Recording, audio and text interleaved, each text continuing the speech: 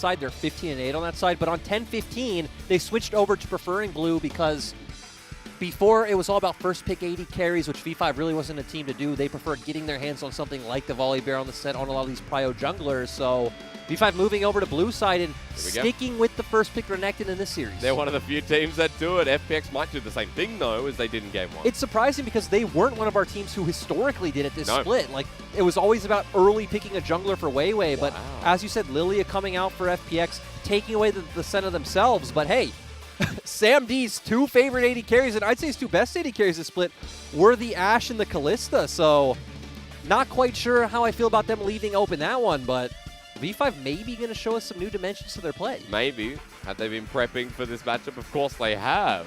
Honestly, I would have just preferred to see them stick with the Ashe. Sam D's most played champion by far. He's played it 13 times. His second most played is Kalista at 6. He's only played Ezreal 4 times, and it doesn't really go towards that V5 style.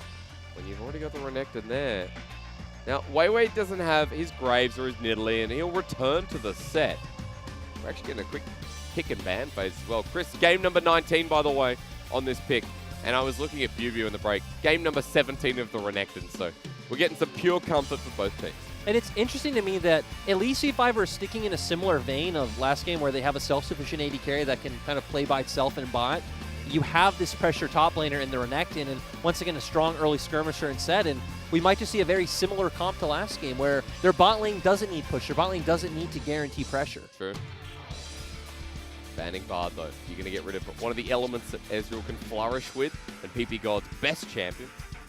Not his second best alongside his fresh. GP going to be the ban, and targeting towards Gimgoon and giving VieW a bit of a heads up in that top lane. Of course, GP does have a good lane matchup into Renekton, so the ban makes sense. The only other top laners that Gimgoon really plays is the Volley Bear and the Mordekaiser, so I'm going to be interested if V5 bans one of them, but I don't really think you need to. After last game, the fact that the Volley Bear wasn't able to have the impact, I don't feel like you feel the threat, and Renekton does fine into the Mordekaiser matchup as well. They also already have a lot of AP with Lilia, so having an AP top laner would be hard when you assume that Doonby also will pick up an AP option in mid. Just speaking of Doonby, Karma's banned away by FPX's side. Not often do you see this when 68% of the time teams ban it against FunPlus. We have seen PP God play quite a bit, and it is one of those things where if you do have a Karma in the bot lane up against the Nautilus, it doesn't matter that you have an Ezreal. You are going to be able to guarantee push and set up for V5 to play that style that they love.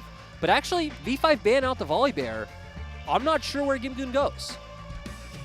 Again, the standout would be the Mordekaiser, but because Gimgoon, I was looking at his solo queue before. He's played a lot of Camille top, but we don't like that matchup in the LPL. And come on, like Gimgoon will play Camille in solo queue. I don't think Gimgoon is pulling out Camille in LPL, but he does go for the Gnar. So this one is a bit more of a. I don't necessarily want to use the word skill, but you know, Gnar wins out in the lane. He plays from a range. Renekton's a lot more about bringing his jungle, interacting with the 2v2, and looking through the win that way. And Mole, interesting to see where he's going to go with this. Again, Mole's a lot more of the early game skirmishing type mid laner, so when he hovers something like a LeBlanc, that would be expected. But Mole has been practicing this champion quite a bit in solo queue. It's his first time pulling out an LPL this split. Yes, it is. But setting up for that massive wombo and going more for a late game teamfight style with Orianna and Ezreal coming out. But the comp's in a lot of different directions, right? We have some early pressure coming out from Renekton. We're hovering champions like Lux, so we're seeing a new dimension of Victory 5. We really are. To cement it with the Tahm Kench in the bottom lane. Meanwhile, while for Doonby to play Azir, that's just a turn of events. We saw him play it in spring, but hasn't played it at all in summer. This is his 17th unique champion. Yeah, I mean, Doonby is willing to pull out a bunch, and again, their composition is much more focused on these late game teamfights, as we can see now, right? Gnar are going to scale up quite well. Senna and Azir in that ultra late game are going to do quite a bit, and they also have a lot of range to play from, especially against a comp that has Renekton, that has an Orianna, that has a set. So I like what FPX has this time around, but I'm still not sold on how this Lilia really works in this composition. It fits in, yeah. Tiana's been the only person who's really prioritized it in playoffs so far. Well, you know, in the teams, let me clarify. Out of the teams that are in playoffs so far, of course, Vici Loyan was playing it a hell of a lot too, but Tien has put this as a first pick red side 2 games in a row now, so he loves it. He thinks it's high and mighty. As I said, talking to pro players, some just say, oh my god, the damage is ridiculous. 4-second cooldown on Q, the true damage on the edge. the W as well, having that triple damage in the center. Other players just think it's too hard to fit into team comps. It is too squishy, and you don't really have a way of getting into these fights. So that was what we saw in Game 1, but as you're saying, Tien clearly has the confidence. We've got changes in V5. FPX have decided to change as well. Going into a Game 2, where V5 still have the momentum, it was a 26-minute win. Full clear, maybe set up invades through the top half of the map, get those items that she needs, the Leandries, the Rylais, and maybe we'll get to see the skirmishing power come out from the Lilia this time around. All right, well, for better success here for Tien to keep my eyes on while we were looking mid. And in these early levels, Doomby starting to shove out. Mole went to half health. And I believe had to use a pot, or at least is holding onto it for now. It's expected. He outranges the Orianna. Like you said, he has common. Orianna has phase rush. So Doomby going to feel pretty great in this matchup. Just going to continuously be able to force Mole under his turret. And it's going to set up some of these potential early objectives for FPX. But at the same time, right, I'm saying early objectives, but you still have an Azir, you still have a Senna. They're fine with this game going slow. Note that Weiwei walked through mid. Doomby had to disappear for a second, so Weiwei adding some pressure. Also setting up for the top side scuttle, and Tien is towards the top side of the map. So we could have a full 2-on-2 through the Renekton and Na. And this is what you want as the Renekton side, right? You want to look for these all-ins. You want to be able to get in, get your combo off, pair up with your jungler. Weiwei, Ward's going to come through the hop. Easily to escape here for Gimgoon. And, you know, we've seen a bit more Nard this split really coming out from the Shy. I think a few other of our non-playoff teams have picked it up as well. The Shy obviously being the one most known for it. I think he was the first one to pull it out in the Volley Bear matchup, if I do remember correctly. And it's going to be this champion that is going to be able to, you know, get tanky, especially in that mega form, be a bit of a frontliner. The reason why a lot of teams have preferred to stay away from Gnar is obviously he's a very set window that you just need to play around and you can't do anything, right? If you play around that Rage Bar, if you play around the Mega Gnar, it is a bit telegraphed. Yeah. But it is nice how it works in the comp. You know, Azir, Gnar, there is a combo there that can also help the all-in. We saw the Shy hit the 5-man Gnar ultimate, and that pretty much single-handedly win IG a game. So that potential always set up for Gimgoon, especially when we talk about Gimgoon being such a great team fighter. True. This is praising element here out of FPX. Tien, meanwhile, he's on the bottom side with a bit of an invade, setting up the bot. Yes. But it's a time Kenchaz real hard to dive. That's what I'm thinking, but they're stacking the waves, so they're signaling that they potentially could, but nope, they are just going to crash this in and try to deny Sam these minions. And FPX playing out the way we expected, right? Lilia, such a fast clear speed, especially with the bonus movement speed you get off of your Q, so you are just easily able to get around the map, steal a few camps, try to get that item advantage, and that's when you're looking to skirmish when you're stronger. And you move the places so fast as well with that extra movement speed. Spots out that Weiwei's on this camp, but no stolen here today. And for Weiwei, a much more calm early game where he doesn't have to go through the rigmarole of Tien getting that first blood and clearing much faster. And they are going to secure the scuttle, and with consistently pushing mid lane with their bot lane that's going to have pressure, again, you would expect that FPX can turn to this Drake whenever they want. But not going to start it yet. Deep ward instead here, control ward the bottom side of the map. And it's interesting when we're talking about like this being, expected to be a bit of a slower game than what we expected in the series itself. We were talking in the break just now about how this series could be over very quick, or like for V5, the individual games, we're talking about not exceeding over 30 minutes. In this game scares me, like, with that conversation, because, again, I just don't understand why we're seeing the pivot come out from V5 right now. You just won your first game. Yeah. It's a style you've played consistently all split long.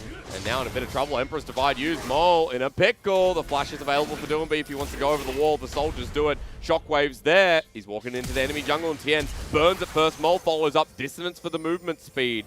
But he's dead. He just wants to pick how he dies. Tien with no ulti, but the Chilling Smite and the Blooming Burst. Down he goes. And great job by Doomby to notice, hey, like, Mole's pushed out too far in lane. I have the Emperor's Divide. I can set up this pick. Tien's able to follow up. Mole goes down. This is what we're talking about. This is Mole's first game of Orianna in the LPL this split. Not a champion. And actually, to go with that argument, every time I've seen Mole pick up a champion he's not really known for, the one that stands out to me is he picked Echo into Syndra, the counter. Oh, yeah. Then he got smashed. Like, Mole has not been a player that's shown he can really pull out these champions he's not as experienced on and pull off the big wins like Game 1. Champion pool and solo queue diverse, but competitive is a different matter. There is a 10 CS lead now for Doomby, though, after he pushes that wave in. And Tien gets first blood once more. On this Lilia, he has a 10 CS lead himself. So for Tien, now that he has a lilting lullaby, his gank potential and his danger in the individuals gets a bit higher as PB going in for a deep ward. Okay, we're on a journey here for the Renekton once more. I mean, it's nice, right? Securing vision for his team, so they're going to spot out wherever Lilia is, hovering for Mole, to make sure he's able to clear that ward, push out the wave safely. PB has been one of our better, especially team-focused top laners, right? He's not selfish, doesn't play for his own lane, does constantly make those roams like we just saw, consistently using his teleport for the team. And this time even going towards that Black Cleaver up against the Gnar. Yep.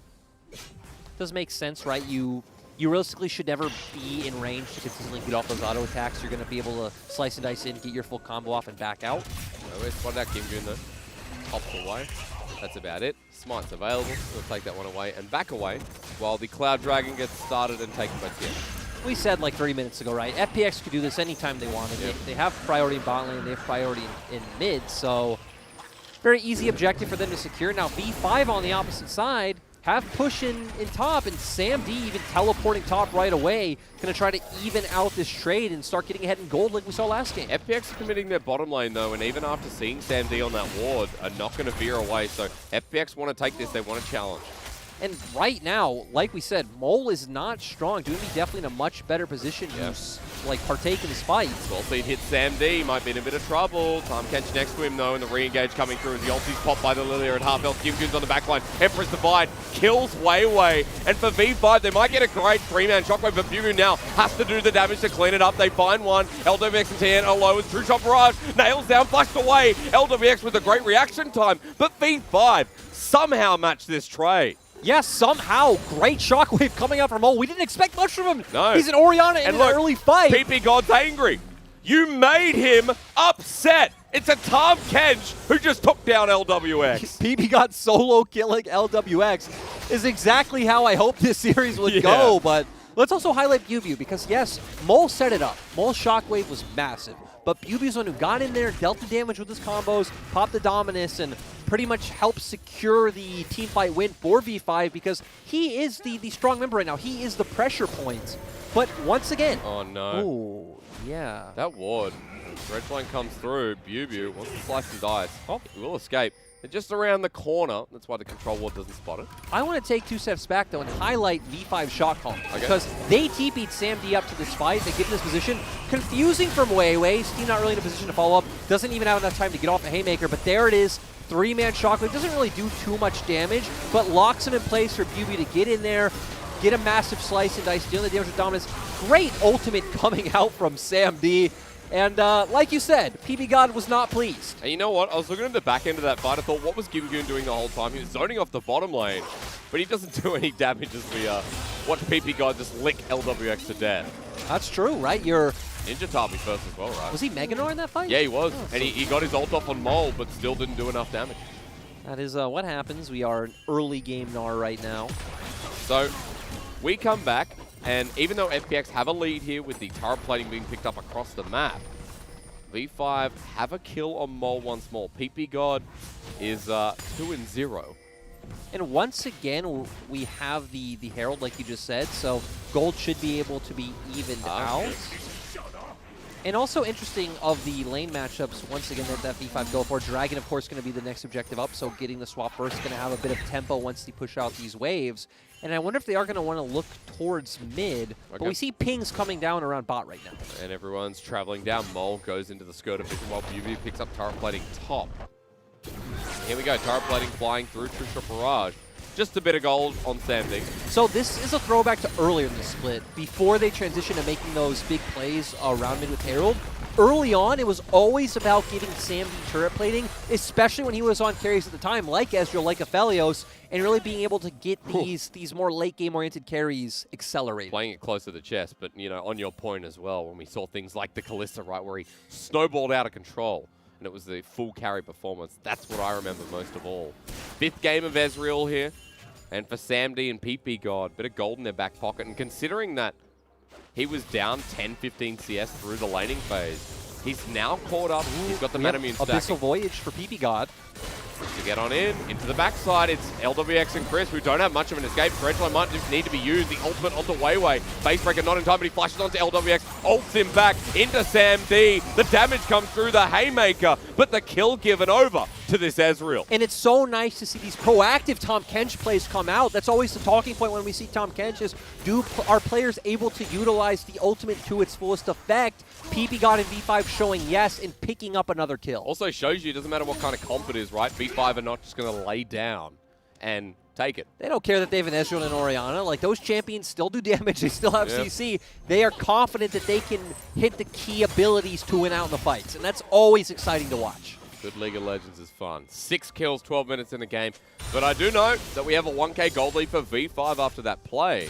Also considering BuBu got turret plating, the Rift Herald got them that gold lead with the plating going over to Sam D, who now has his Lucidity boots and the Sheen. Shockwave going to come in though. No minion wave anymore. Doomby takes a bit of damage, but no one else there. Mole is angry after dying early. And they're doing this again. This is a very set play from V5 where they give up those early Drakes. They send whoever their carries to the opposite side of the map to go pick up turret plates, because look at your mini-map. Sam D is walking topside right now.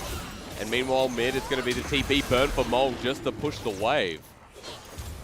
And it's so interesting and nice to see this done consistently, where V5 realizes, hey, we don't need these early 2 dragons. We can try and stack up 4, you know, get a better spike off that. Let's try to equalize this trade in gold, dodge out on some hard matchups, and move the game forward. But for FPX at the very least, getting turret plating here is going to be so much quicker. Yeah. First turret blood should be going down to them first. Yep, they should be able to pick this one up. I wonder if they'd want to keep pushing, but it looks like they're going to back off because they would have such a big tempo lead. But obviously the bulwark coming in and making it not as easy for them to push. They have a good reset now with Herald coming up in about a minute.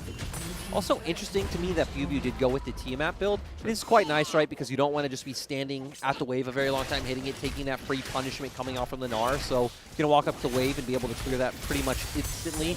Also going to set up for better team plays around the map if you can, you know, just instantly clear the wave and start making your way towards mid.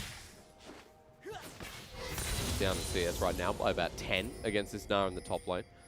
Also note that Doomby's making his way up. Things are getting spammed down. V5 got this turret top side. Chris goes in with the Dredgeline, hits the wall. Poke comes down.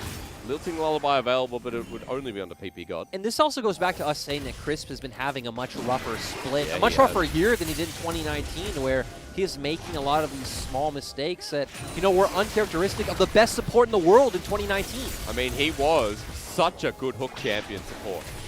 And now on the Nautilus here, his most played struggling as Rift Herald goes down. Tien walks in, but True Shot Barrage flies across Summoner's Rift, hits 3, and V5 get the Rift Herald out unscathed. I'm surprised that FPX weren't more confident looking for this, for the fact that Gimgoon was like already pretty much here. To be fair, though, BuBu wasn't showing on any vision, but they would still know they would have the tempo lead coming out from Gimgoon, so would be able to force that numbers advantage, or at least force out a TP, but at least wanting to take it a bit slower and maybe just play for the 4-dragon stack. Again, they have this year, they have a Senna. They can take this one at a bit of a slower pace as well. And that's going to be the ultimate objective, because you've got an Ocean Soul for that Azir and Senna. Champions that won't die with how everything's going. Now, I know you're looking towards gold on the left-hand side of your screen. Sam D has absorbed a lot. And Mole's caught back up to Doomby and is now in line. And this once again goes back to that trade that we were talking about, like being conscious of giving up that second trade, going and get that plate gold forward, and especially a champion like Ezreal who does want those 2 items, right? You want the Muramana, you want the Frozen Fist, you want the Death's Dance. That it's really nice to make those trades. Lyric, I see a Herald. Now it's going to take the long way towards mid. No, it is not. Sorry, top. You know, this is top lane, by the way. But what are V5 going to do now with the pressure? It looks like nothing, actually. I mean, I assume it just was going to timeout and they had to drop it, but actually, Weiwei's coming around from behind. He is. His flash. LWX, Hex Flash over the wall. He has the ulti to burn right into that said wall. Basebreaker flashed away from, not in time. Shockwave gets the kill. And I thought V5, maybe that was an error, but this was set up. Yeah, it's surprising. It didn't look like the setup was there, but they had the confidence to make the play. Doesn't matter that Weiwei didn't even have the perfect angle to ult. He still knew that they had enough damage to pull off the play, and they get a kill, and they get a bunch of chip damage, and they're transitioning to mid right now. They pull up FPX. Sam D is here. Missile Voyage being used onto Tien, who kites away. Sam D just throwing out some mystic shots. But turret won't go down. That pressure only going to get some chip damage as replay time. Has the Hex Flash, like you said, goes for the ult. Smited for the slow as well, is able to run in with that movement speed from the Q and the Phase Rush to secure the ultimate coming out from Mole. And just nice pick. Every series, Weiwei just has his champion, right? We've seen it with the Graves in Italy, the Set. Now, I will make the hard statement that, in my mind, Weiwei was the best jungler in LPL Summer. I think it was a close race. I think it was probably the closest and most contested position. I think it's fair to throw out names like Beishang and Kanavi as well. But I think Weiwei was the most consistent performer. He was the smartest performer. His pathing is great. The way he reads the enemy jungle is just so phenomenal to watch. And I'd say he's the best team fighter on the most wide array of champions. Like, he looks phenomenal on Graves, looks phenomenal on the Volibear, can pull out these earlier pressure champions like a Lee Sin or an Olaf as well. He's a jungler who hasn't had much attention because he was on the side of Suning. He filled in for Hacker in 2019 Summer. Looked decent on the Karthus, another champion to highlight. I thought he looked good in 2019 Summer, so that's why it was surprising but the word is decent, right? Now he looks even better. Yes. Now he looks phenomenal on this team and shows, if you put resources into him, the kind of massive carry he could be. And V5 taking this turret mid, gonna now turn to looking for those Drakes like we talked about. And guess what time it is? 2-item Ezreal time. So V5 planning it perfectly, timing these fights around their spikes. But Gimgoon has TP, so I'm interested to see if FPX will look for this. There's a decent shove. That's Dream Dust onto 2 of Sam D's TP. God expires. Dragon goes down. Gimgoon continues pushing. While Shockwave pulls in 2 in the mid lane. Doobie has to flush away. He's poked down. That's a 3-man route thanks to LWX. PP God is not giving up, though, running against them. While Gimgoon's on the flank himself, flashes over for the Tongue Lash. He'll get Dredge Line in, he dodges away, presses B in the middle of the fight. PP God literally just PM'd the world champions as Chris flashes over and Gimgoon not spotted in the pit. I absolutely love that from PP God. Flashing forward and tongue lashing onto Tom Kench to try to keep the fight going. And now V5 are going to get a Rift Scuttler out of it, and they also burn Doinby's Flash. Actually, Chris Flash as well. He pressed B in the middle of a fight for half a second. That was And let's remember, Crisp is the guy he learned under. Yeah. Not even just Crisp. PP God spent time with this whole FPX roster for a year and a half. He knows them well. Very, very true. Bishop Barrage nails down the mid lane. Pay attention. We've got a Dragon in 4 minutes, but more importantly, the Baron spawning in 30 seconds, which we have to keep our eye out for. Muramana fully stacked by Sam D. So now those 2 items are fully completed. We didn't get to see this. But well, this was, you're right. Oh, so this was FPX being the ones to go. I was actually, that one nicely doing because Ice for Leo, like, still up, we saw before head and I. This also, I would for change me for a couple times, but not really a champion. And I'm gonna out Facebreaker in, they flash on forward, the Dream Dust laid bare. Ulti comes through, Lilting Lullaby there. FPX want this with a TP on the backside. Gimgoon in Mega Gnar form, in a choke, hits 3, and line them up, says LWX. The ulti from Weiwei to delay time, the Haymaker great, but FPX may have just found their fight. Mole on the back end doing damage while Bubu is still a big croc himself. Gets the kill, wants to get out, Doomy goes forward, but he's poked down, and FPX, what happened as V5 walk forward? Mole's triple set up for the potential Penta. They flash on over. LWX is low. It's double buffs on Mole. He's close to getting the Penta, but they're out. And Mole still takes the triple with V5 getting the fight. I honestly don't know how they do it. We said Gimgoon hit a perfect ultimate. Mole's ultimate only hit Gimgoon, but still they kite out the fight perfectly. Bubu once again doing such a great job of pulling attention to set up Mole to deal all this damage, and here we see great Devour coming from PP God, but amazing ult coming in from Gimgoon. Weiwei clearly doing a ton of damage on the back of the fight as well, actually, setting up a bunch of these potential kills coming out. Tien has to get out of the fight immediately. Bubu going in, as we said, giving the space for Mole to clean up a lot of these kills. And just the shields coming out from Mole, keeping Bubu alive, and just the innate sustain coming out from Renekton's kit. Nice fancy footwork coming out from Bubu. maybe complimented a bit too soon, but... That's all right. He survived. That's all that matters. And Mole, moments away from that Penta. How does Gnar hit an amazing ultimate? Orianna completely flop her ultimate. Because of that. 5k damage on Mole, apparently. And we have to come back. While FPX, that fight felt like theirs. It's the V5 clutch factor that we often talk about. 22 minutes in, a 3k gold lead after that fight that shouldn't have been theirs. And now another Dragon spawning. Baron on the menu if FPX lose another fight. And the ability for V5 to walk towards match point as Crisp is running away. Gonna ult into the wall, he's denied. Will pop the stone plate, trying to bring the rest of FPX in, but Tien is now the target. Depth charge set onto Bubu, but Crisp is just trying to delay the inevitable. And Sam D picks up the kill. V5 get another. This is not a fluke. And always they are on the same page. They're running in as a 5-man core. We see Weiwei going for the ultimate. They all know their roles in these fights. And once again, they're going to pick up another easy dragon, and there's no way for FPX to answer. And you've got an Ezreal that's almost with a death stance.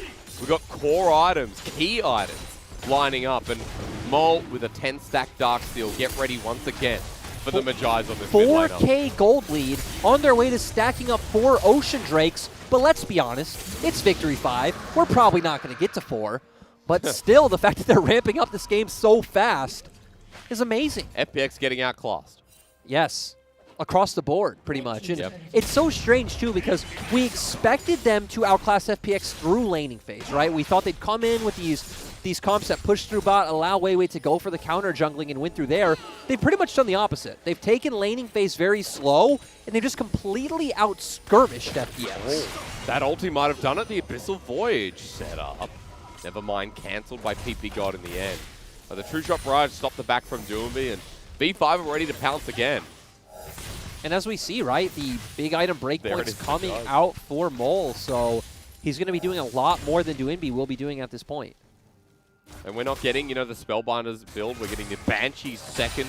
Yeah. 5 against Doomby, and the Magi is going to add so much damage. I was going to say, I feel like the Banshees is also to combat the Lilia, right? So he can't just come in, like, get his passive on you and get that massive sleep. Which, you know, let's go on a bit of a tangent and say, after these 2 games, I'm still sold that Lilia is kind of useless. I came in with an open mind today. Hang on. Shockwave. Escapes. Nice play from Doinbi. Yeah, nice to escape. Would have been dead instantly if hit by the Shockwave. A lot of damage out of Mole from the 2 combo. But what were you saying, sir? That Lilia, again, came in with an open mind about this champion. A lot of pros are talking it up, but we just haven't seen the value. We haven't really seen what it does. We've seen that it clears really fast, and that's kind of it. And remember, the best moment was against Suning in that best of 3 to finish off the split, where Tien hits like a 3-man blooming blows, gets sleep onto 3, and the engage comes through because of that. So very conditional, it feels, so far in the LPL. Yeah, we haven't seen it do too good, so hit or miss. That speaks volumes, but like you said, we have a lot of the item breakpoints hit for the side of V5. This was the exact point we highlighted for the Ezreal. He's going to be doing a lot of work right now. It's going to be extremely safe. So Doinbi and LWX not really going to be able to deal the damage necessary, especially LWX, who went the lethality route. All of that armor that Sam D has gotten on himself is going to feel quite nice. Arcane shifts forward, doesn't care. True Shot Barrage again. And boy, oh boy, is he hitting pretty hard at this point. Longsword in inventory as well for the 4th item. Upcoming. And V5 may have what it takes to bait in the Baron. Tien does have the Swell Seed to face check. Crisp is the one doing exactly that, but Mole's a threat. Ooh. The Gimgoon, but they found someone else. Tien actually very low, hit by Sam D. The Solo bottom kill. lane. Yeah, just Sam D. Yeah, great. And again, this guy got subbed out for Y4 for a few weeks, coming back in rejuvenated. Looking amazing. Baron on the menu without a jungler for FPX. More importantly, 4 versus 5. And everything's up for the side of V5. Even Mole's ultimate just came back off cooldown. Chris is walking in. Bubu now spotted out. LWX running into the pit himself. Nara into the wall, looking for the steal. Doinbi will find it as Nara into the wall. V5 have made a mistake here with Weiwei not getting the smite down. Gimgoon will sacrifice his life. Mole will pick up a kill onto Chris. It's 2 for the Baron. The price may be well worth it. Overall, still massive win for V5, in my opinion, getting all those kills. But man, how does Doinbi do it? We said this is the clutch member the team needs to rely on. steals Baron, and overall... Hang on, looking for the Emperor to survive. They may have found Mole, who flashes over the wall. The Shockwave, though, brings in LWX, and he's just dead. Doomby poking from his side. Now, they got the Baron. The problem is, if they stay for the fight, they're going to lose them all. As Lilting Lullaby is onto Bubi, who doesn't have his ult. He wants to re-engage, slices and dices out of the way. Survives. Another pick. This time it's Gimgoon. Sorry, LWX, who dies. Exactly, and that was Doomby pretty much delivering over his mid laner. But overall, great job by Mole to recognize it. We're going back to the solo kill we saw from Sam D to pick off Tien, and let's see exactly what happens here. Gimgoon goes in and... Oh, 15 HP! Oh, the miss smite, but honestly, that was hard. That was a bit unlucky, right? Yeah. Like 15 HP. I'm just saying... Sometimes we give like the pass, and I feel like that one gets the pass. That gets the pass. 15's okay. If it was like 25 or something. And look, because Doomby now the only one with Baron, for V5 they're like, well, okay, we've got another Ocean Dragon coming up that'll lead us to Soul Point. They're still winning fights as the teleport comes through, and Mole still has 18 stacks on Majais. V5 after they clear this, we'll see that dragon spawning. Let's highlight that Doomby was able to pick up Void Staff after all those shenanigans, which can be extremely massive when you look at V5's items. They have a ton of magic resist coming out already. D. Arcane shifting forward. All right, Gimgoon no Narbar as well, Lyric. We've talked about that through this game too, how crucial that engage is. Yeah, and again, I feel like V5 are just in such a good position right now because I don't really understand what this Ilia is going to provide to this fight. But still, you know, if Mole can't hit the big shockwave, if Mole can't deal the damage, that could be an avenue that FPX can take the fight. So we're hoping for some kind of big play coming out from whether it's Chris, whether it's Gimgoon to single him out. But Mole has Banshee's Veil, so you have the Spell Shield to protect you. And it seems like FPX agree. FPX understand that right now V5 is stronger, and FPX are sitting on a triple Ocean Drake. Yeah, V5 with that triple Ocean is going to be huge. Baron power play in the top right-hand corner of your screen as well. Minus 250 after all said and done as the True Shot Barrage flies through. They're going to use the remainder of it to get, or at least threaten the inner turret. Gimgoon's about to be Mega. And Weiwei's in for the flank. Look at this Lyric onto Tien. He has the opportunity to ult, doesn't decide to do it. And FPX are backing away. V5 now grouped up as 5 through mid. Looking for this choke. Weiwei dodges away onto LWX. He wants him. He presses Q, wants the fists out. Gimgoon into his ulti. Hit 3, but Sam D is free-firing once again as Weiwei gets into the backline. V5 grouped up as 4. Meanwhile, as Mole gets choked down, and Weiwei has no support. 4 versus 5, and V5 have to run. We finally saw the value from the Lilia because the team wasn't able to follow up because Tien hit a massive 4-man sleep. Weiwei was singled out. He ulted Doomby knowing he's the big carry for their team at this point, but overall, nice play, nice reaction coming from FPX. Yeah. That gold shrinks ever so slightly. 4,000 still for V5, but 30 minutes in the game. We are getting towards those points that FPX, excuse me, have been waiting for. Exactly. We're getting to the point where this Nars can become a massive frontline in order to deal with, but let's take a look at this again. We see Weiwei looking for it. He has the ultimate up. Gimgoon coming in, hits a 3-man Gnar ultimate, the Senna ultimate to follow up, but as we see, Tien hits the massive sleep comboed with the Nautilus ultimate. Doomby just died. Doomby has just died. 50-second death timer. He's lucky Baron is not up, as Mole was the one to pick up the kill. So... I honestly... The fact that we just come back to a shot of PP God made me think, like, wait, how did this happen? But... After the shenanigans earlier where PP God flashed Tongue Lash. PP God's had a pretty good game. That's what... PP God has showed us a completely different way to play the Tahm Kench. Thank you to our observers. So it is just what we'd expect. Abyssal Voyage coming in, bringing in Mole. Misses the ultimate. Doomby trying his best, but the clutch Devour coming in from PP God, allowing Mole to pick up that kill. He just has so much damage. Puts out one short combo and Doomby's dead in the end. And Doomby almost turned that around, actually. Yeah, I mean, he's going to be dealing massive amounts of damage right now, right? Yep. He has a ton more DPS coming out than the Orianna. We talked about the Void Staff already.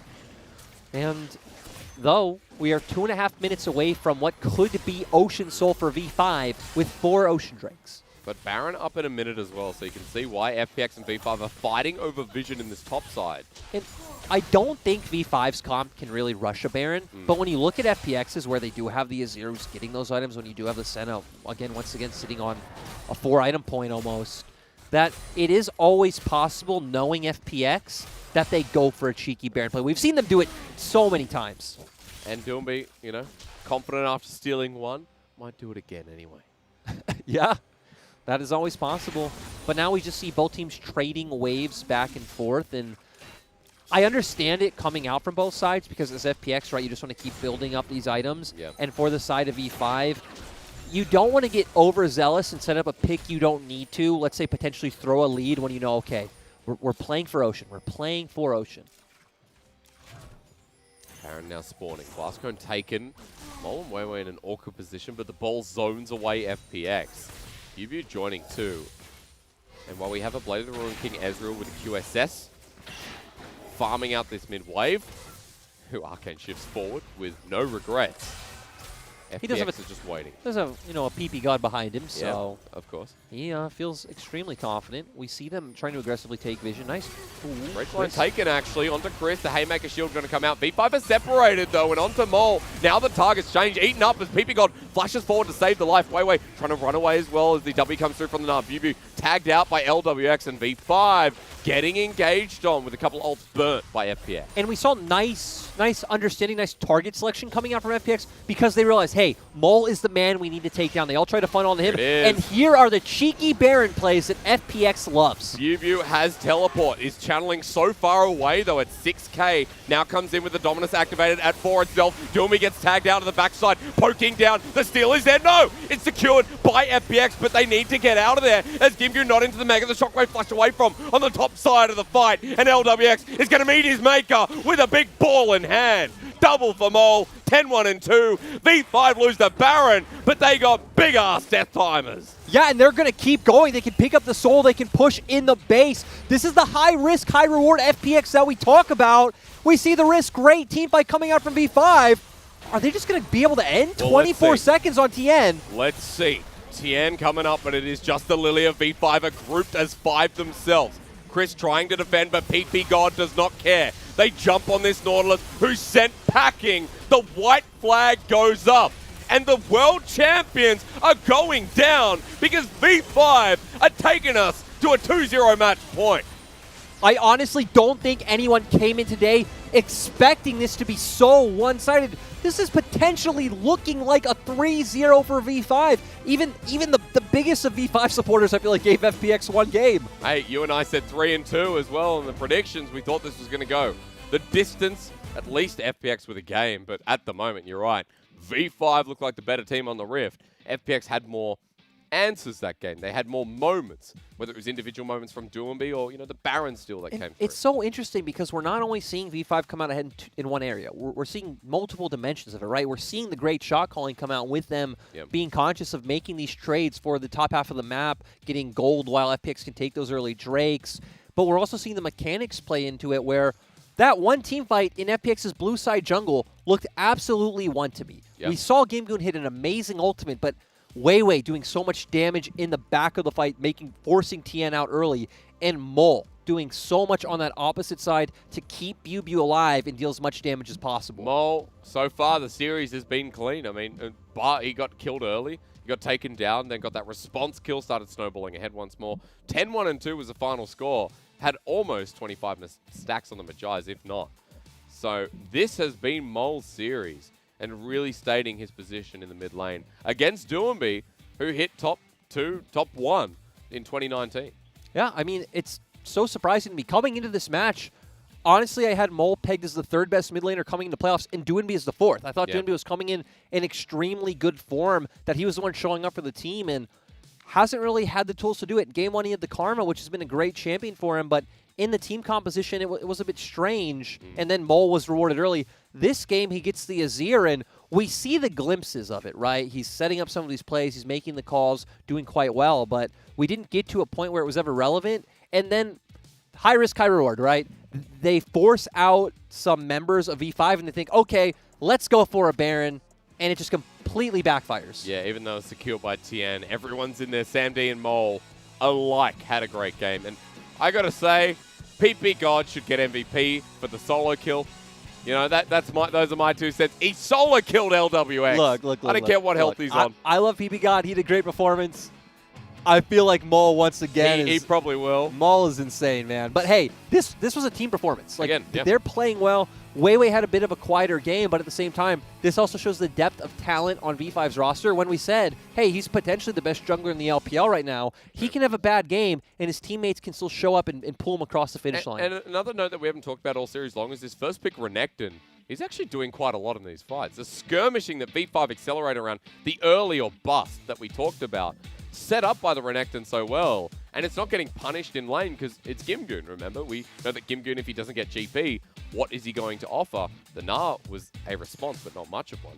Yeah, it's looking great so far. LCK fans obviously molding in the chat, but you at the same time, V5 and LPL overall in the recent series showing like, hey, this is a fine champion. It's funny because they don't play it the way we typically describe of set up ganks through top, snowball to head. They actually use it as a bit of a, like, absorb pressure, be self-sufficient, and play elsewhere.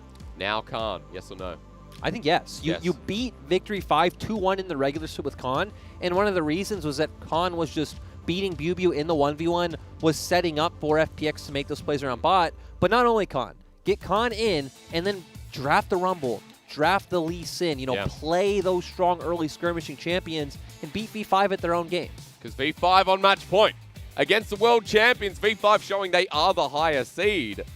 We don't know what's in store for us in the rest of this series. Game 3, though. See if they can close it out right after this.